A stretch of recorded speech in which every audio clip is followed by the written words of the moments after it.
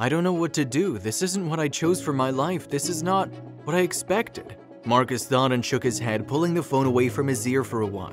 His eyes went to his window, which showed him a perfect view of his neighbor's house, where he had spent countless hours in the last few months. He'd only been trying to help, and now his perfectly simple life was spinning out of control. 6 months ago, "Mrs. Hennessy, do you need some help?" Marcus asked loudly after getting out of his car.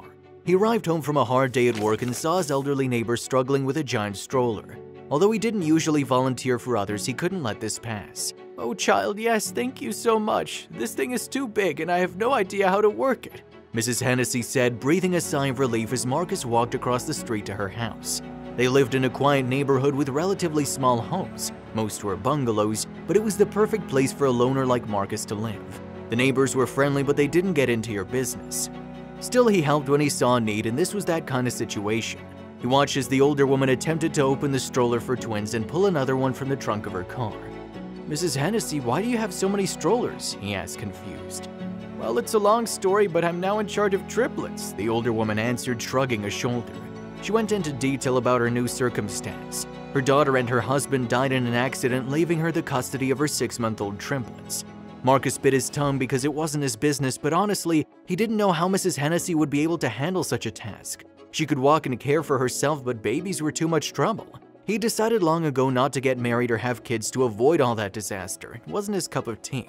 Marcus knew Mrs. Hennessy had a daughter and had obviously raised her well, but as he stared at the older woman's frail hands and hunched back, he had no idea how she would do this. Would it be rude to say something? "Mrs. Hennessy, forgive me because I don't know you well, although we're neighbors, but how'll you manage 3 babies?" he inquired as gently as he could. He expected the older woman to be offended, but the chagrin on her face revealed that he was not entirely wrong. "Honestly, child, I have no idea, but I'm all these kids have left and I'm gonna do my best," she promised and started getting the babies out of her car, putting them in the strollers. It seemed easier for her to place them there instead of bringing them one by one to her house. Marcus shrugged. He wouldn't judge. He knew he couldn't handle one child and admired the older woman's determination.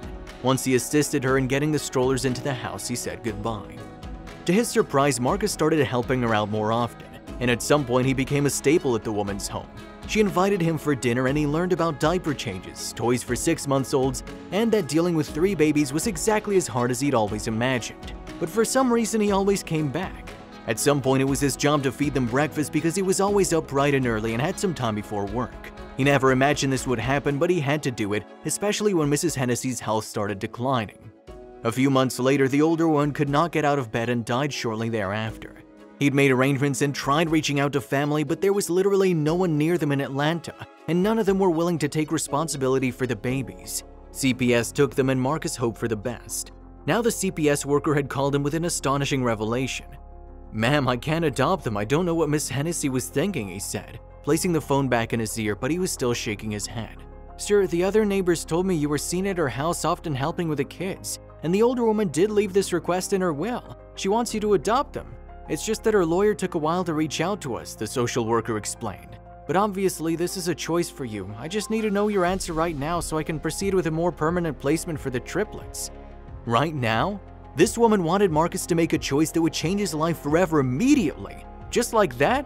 As if becoming a parent wasn't the biggest decision of anyone's life. Caring for children was a privilege, a luxury even, and it's the kind of responsibility that never ends.